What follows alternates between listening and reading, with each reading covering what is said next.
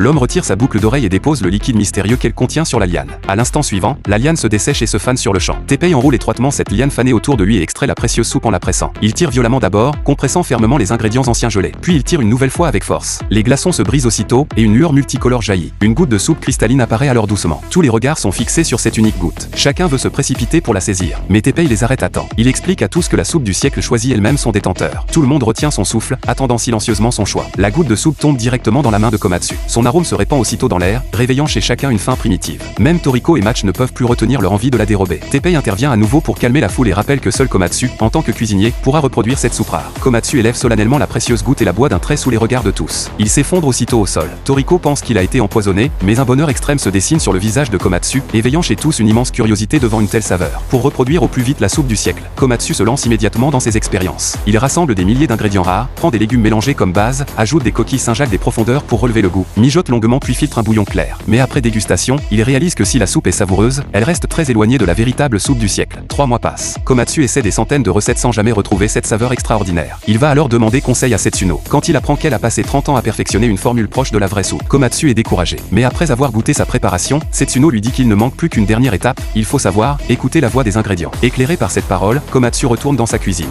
Il cesse d'ajouter des ingrédients au hasard, observe attentivement les propriétés de chaque aliment, maîtrise avec soin le feu et le temps de cuisson. 10 heures plus tard, il présente un bol de soupe transparente et lumineuse. Pourtant, après l'avoir bu, il sent qu'il manque encore l'ingrédient final, introuvable. Pendant qu'il se désole, un petit pingouin s'introduit dans la cuisine. Attiré par l'arôme, il bave abondamment, et une goutte de sa salive tombe accidentellement dans la soupe. À l'instant même, la soupe émet une vive lumière multicolore, et son parfum devient plus intense que jamais. Komatsu goûte aussitôt une cuillère. L'expression de bonheur extrême revient sur son visage, car la salive du petit pingouin était tout simplement l'ingrédient secret manquant de la légendaire soupe du siècle.